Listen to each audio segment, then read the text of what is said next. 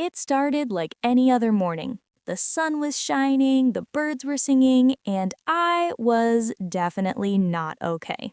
My head felt heavy, my throat hurt, and my body said, nope, not today.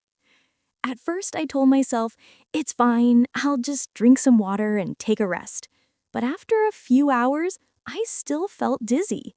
That's when I knew it was time to go to the hospital. And just like that, my English adventure turned into a hospital visit. Walking into a hospital in another country is always a bit scary. You're not just sick, you're also trying to remember all the English words for your pain. Is it hurt, pain, or ache?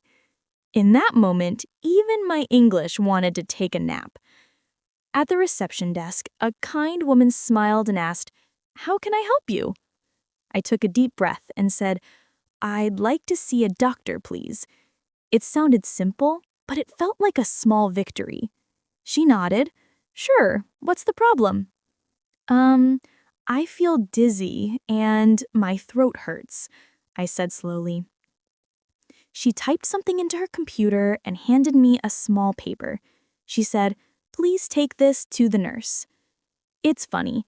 I've used English to order food, ask for directions, even make new friends. But using it when you're not feeling well, that's a whole new challenge. Still, in that moment, I realized something important. You don't need perfect English to ask for help. You just need courage and a little kindness on both sides. As I sat in the waiting area, I watched people coming and going. Some looked tired, some looked worried, but everyone had that same quiet hope in their eyes. The hope that someone could help them feel better. And even though I was far from home, I didn't feel alone, because kindness, I learned that day, speaks louder than any language. A nurse called my name, or at least tried to. She looked at the paper, hesitated for a second, and said something that almost sounded like my name. I smiled and stood up. "That's me," I said. She smiled back. "Come with me, please."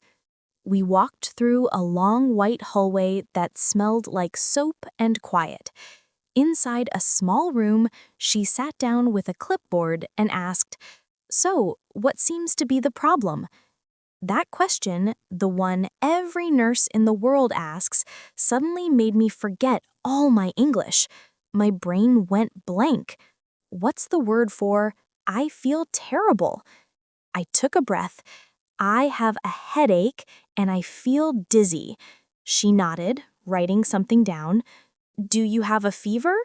"I think so," I said. "I feel a bit hot." Then she smiled kindly. "Any allergies?" "No," I answered quickly. That one I knew. She checked my temperature and said, 38.5. That's a little high. I didn't even need to understand the number. Her face said everything. While she was writing, I thought about how strange it felt. I was in another country, not feeling well, and yet I was communicating, slowly but successfully, in English. I wasn't fluent, my grammar was probably a mess, but she understood me, and in that moment, that was enough. When she finished, she said softly, "The doctor will see you soon. Please wait outside."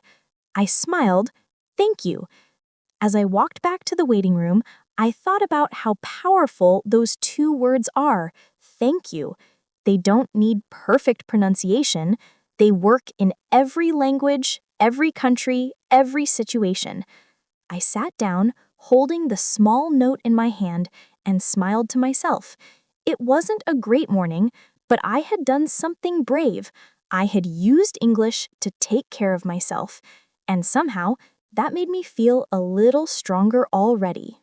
The waiting room was quiet, that special kind of quiet where people are trying not to cough too loudly. A few chairs were empty, the rest filled with sleepy faces holding their phones or little pieces of paper just like mine. I sat down near a woman with a kind smile. She looked at me and said softly, "Long wait, huh?" I smiled back. "Yes, a bit." That was it. Just 2 sentences, but it felt nice. A little English connection between two strangers who didn't feel their best. On the wall, there were signs everywhere.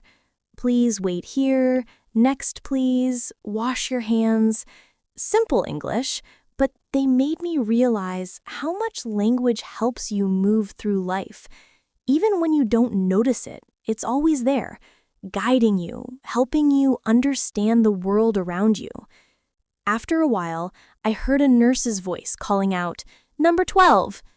Everyone looked up at the same time, and a man slowly stood. He smiled awkwardly and said, "That's me." We all smiled back like, "Good luck, friend." Hospitals are strange like that. Even though everyone feels bad, there's still kindness floating in the air. People hold doors open, offered tissues, or just smiled to each other quietly. It's a language of care that doesn't need words. As I waited, I thought about how much I used to fear speaking English. But sitting there, surrounded by people from everywhere, I realized something. English isn't just a language for travel or work. It's a bridge for understanding. When you can say, "Excuse me," or "Are you okay?" you already have enough English to make the world a little softer. Finally, after what felt like forever, the door opened and a voice said, "Miss Sophie?"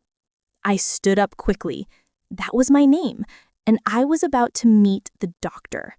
I took a deep breath, smiled, and whispered to myself, "Okay, you've got this.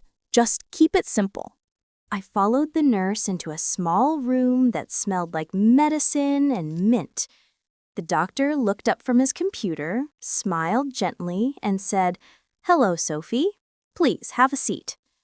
He wore glasses and had that calm voice that made you feel safe right away. "So, what seems to be the problem today?" he asked. I took a deep breath. "I have a headache and I feel dizzy. Also, my throat hurts." He nodded slowly, typing something into his computer. "How long have you had these symptoms?" I thought for a moment. "Since yesterday morning." "Any cough, fever?" "Yes, a little," I said, "and my voice sounds funny." He smiled. "Yes, a little bit." We both laughed quietly. Then he stood up and said, "All right, let's check. Please open your mouth and say, 'Ah.'" I did as he said. He shined a small light and said, "Your throat is red." Next, he checked my temperature again and listened to my breathing with his stethoscope. "Take a deep breath in and out," he said softly. I tried to do it without coughing, but of course I failed. We both laughed again. He sat back down and said, "Don't worry. It's nothing serious, just a viral infection. You'll be fine in a few days." Those words felt like sunshine. Then he added, "I'll give you some medicine. Take it for 3 days and get some rest." I nodded, feeling relieved. "Thank you, doctor." He smiled kindly. "You're welcome. And drink lots of water, okay?" "Yes, I will." As I stood to leave, I realized something simple but beautiful. I had just had a full medical conversation in English. It wasn't perfect, but it worked. I understood him, he understood me. And that's what communication really is. Not perfect grammar, but real understanding. Outside, the nurse handed me a small paper and said, "Take this to the pharmacy." I smiled and said, "Thank you." And as I walked toward the pharmacy sign, I couldn't help but feel proud. Sick, yes, but proud. The pharmacy was just a few steps away from the doctor's room. It was quiet and smelled like mint and alcohol. That clean hospital smell that somehow makes you feel both calm and nervous. A friendly pharmacist looked up and smiled. "Hi there. Do you have your prescription?" "Yes," I said, handing over the small paper the doctor gave me. She looked at it for a moment, nodded, and started typing into her computer. "You'll need to take this medicine 3 times a day, after meals," she said. I repeated softly, just to be sure. 3 times a day, after meals. "Exactly," she smiled. "And drink plenty of water." She placed 3 small boxes on the counter, one with pills, one with syrup, and one that looked suspiciously like something that might taste terrible. I asked carefully, "How do I take this one?" She pointed to the syrup. "1 spoon, morning and night. Shake it well before use." Then she handed me the pills. "And these, 1 tablet every 8 hours." "Okay," I said, nodding like a serious student. "Got it." Before I left, I wanted to make sure I understood everything. "So, pills 3 times a day, syrup twice a day, all after food, right?" She smiled brightly. "Perfect! You're a great listener." I laughed. "Well, I'm just a little scared of doing it wrong." She chuckled kindly. "Don't worry, you'll be fine."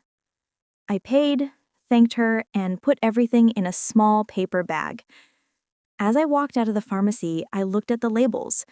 "Take after meals. Do not drive after taking this medicine. Keep in a cool, dry place." It felt strange, but wonderful. I was reading medicine instructions in English and actually understanding them. Back in my room, I took my first dose with a big glass of water. It didn't taste great, but somehow it tasted like progress. Every part of this day had been a challenge. Talking to the nurse, explaining to the doctor, asking the pharmacist. But I had done it. And maybe that's the best medicine of all. Knowing that even when you're not feeling your best, you can still take care of yourself. One English sentence at a time. Later that afternoon, I was lying on my hospital bed, half watching TV and half trying not to fall asleep. My throat still hurt, but at least my fever was lower. Then I heard a knock on the door. "Come in," I said softly. The door opened, and to my surprise, it was my friend Mia. She was holding a small bag and smiling. "Hey, patient," she said playfully. "How are you feeling?" I laughed. "A bit tired, but better now." She walked over and placed the bag on the table. "I brought you something, fruit and some juice. You need vitamins." "Thank you," I said, smiling. "You're the best." Mia sat down beside the bed and looked at me. "You look much better than yesterday. I was so worried." "Yeah," I said. "Yesterday I felt terrible. I didn't even want to get out of bed." "Well, you did the right thing coming here. Don't play hero. Health first." We both laughed quietly. Then she looked around and asked, "So, what did the doctor say?" "Just a viral infection. Nothing serious. I got some medicine and I have to rest for a few days." "That's good news. I'm glad it's nothing bad." I looked at her and smiled. "You know, it's funny. I was more scared of speaking English than of being sick." Mia laughed. "I get it, but you did amazing, didn't you?" "I think so," I said shyly. "I talked to the doctor, the nurse, the pharmacist, all in English." "That's something to be proud of," she said warmly. "See, you're stronger than you think." Her words made me smile. Sometimes it takes a friend to remind you how far you've come. We talked for a while longer about small things, travel plans, food, random jokes. For a moment, I forgot I was even sick. When she got up to leave, she said, "Get some rest, okay? I'll text you later." "Thanks for coming," I said softly. "It really means a lot." She smiled. Anytime. Take care, Sophie. And as the door closed, I realized maybe being sick wasn't the worst thing. It gave me a reason to slow down, to connect, and to see kindness in another language. The next morning, I woke up to sunlight coming through the window. For the first time in days, I didn't feel heavy or dizzy. My throat still hurt a little, but I could finally breathe without coughing. It felt like a small miracle. I sat up slowly and smiled. Maybe the medicine was working, or maybe it was all the kindness I had received. Either way, I felt stronger. The nurse came in with her gentle smile. "Good morning, Sophie. How are you feeling today?" I grinned. "Much better, thank you." She checked my temperature and said, 37, perfect. I laughed softly. Finally. After she left, I took a moment to look around the room. Hospitals are strange places. They make you slow down.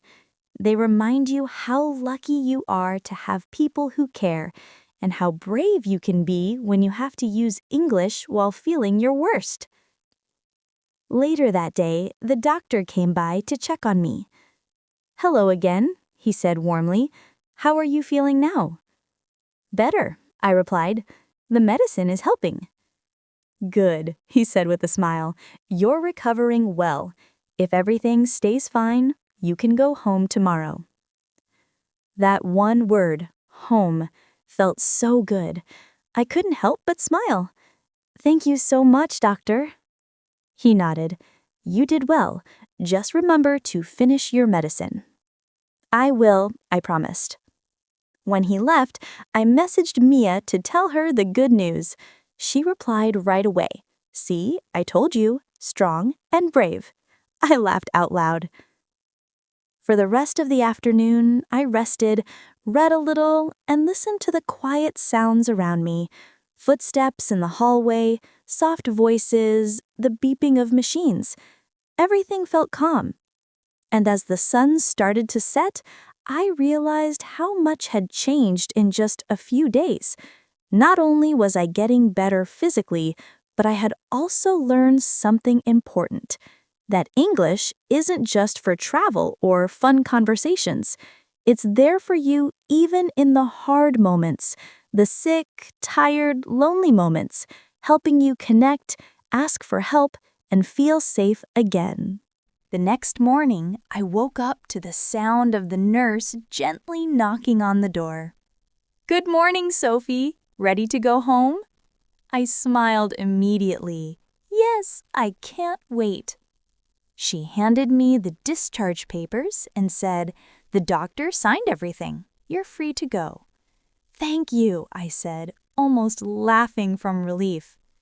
I got dressed slowly, packed my little bag, and looked around the room one last time. It felt strange. Just a few days ago, I had walked in scared, tired, and dizzy. Now I was walking out stronger, calmer, and a little more confident in my English, too. Before I left, I stopped by the nurse's desk. There were two nurses talking quietly, and when they saw me, they smiled. "Feeling better?" one of them asked. "Yes," I said, smiling back. "Thank you for taking care of me." She nodded kindly. "You're very welcome. Take care of yourself, okay?" "I will," I said softly. "You've all been so kind." Then I went to the pharmacy one last time to pick up the rest of my medicine. The same pharmacist from before waved at me. "Hey, feeling better?" "Yes," I said, "thanks to you and the doctor." She laughed. "Well, we just gave you medicine. You did the healing." Her words made me smile. Maybe that was true. As I stepped outside, the air felt different. Fresh, warm, full of life.